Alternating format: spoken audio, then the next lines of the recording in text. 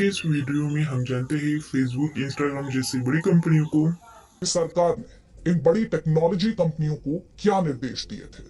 भारत सरकार ने इन कंपनियों को सोशल मीडिया पर लोगों की शिकायतों को सुनने के लिए एक सिस्टम बनाने के निर्देश दिए थे। इसके तहत इन कंपनियों को 3 अधिकारियों की नियुक्ति करनी थी। पहला अधिकारी चीफ कंप्लायंस ऑफिसर था, जो ये सुनिश्चित करता कि लोगों की शिकायतों पर कानून के तहत ही कदम उठाए जाए। ये ऑफिसर भारत में रहकर ही काम कर सकता है, लेकिन हमें खबर मिली है कि कू को छोड़कर किसी भी कंपनी ने इस अधिकारी की नियुक्ति नहीं की।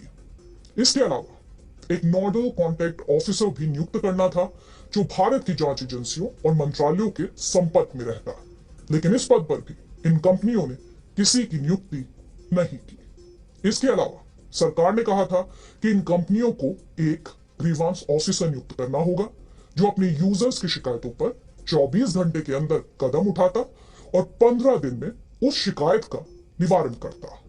लेकिन आपको बता दें, ये पद भी इन कंपनियों ने नहीं बनाया।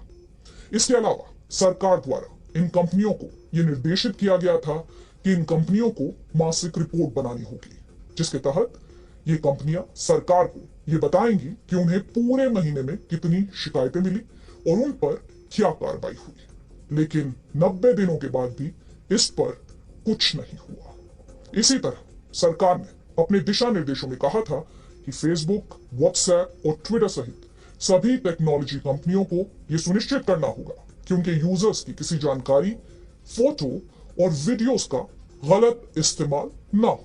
अगर किसी व्यक्ति की आपत्तिजनक तस्वीरों को शेयर यानी साझा किया जाता है या फिर न्यूडिटी को प्रमोट किया जाता है, तो ऐसी पोस्ट को 24 घंटे के अंदर हटाना होगा और ऐसी तस्वीरों को शेयर करने वाले का अकाउंट भी बंद करना होगा। ऐसे मामलों में पीड़ित के अलावा उसका परिवार, रिश्तेदार, दोस्त और अज्ञात लोग भी शिकायत कर सकते हैं और इन शिकायतों को अब किसी भी सूरत में नजरअंदाज नहीं किया जा सकेगा।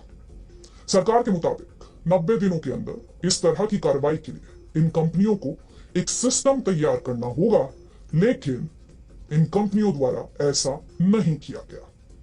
इसके अलावा सरकार ने कहा था कि अगर ये कंपनियां किसी यूजर द्वारा की गई पोस्ट या तस्वीर को हटाती हैं, तो उन्हें इसकी ठोस वजह उस यूजर को बतानी होगी और उसे स्पष्टीकरण का पूरा मौका दिया जाएगा। इसके लिए भी इन कंपनियों को 3 महीने में एक सिस्टम बनाना था, लेकिन इन कंपनियों ने कोई कदम नहीं उठाया।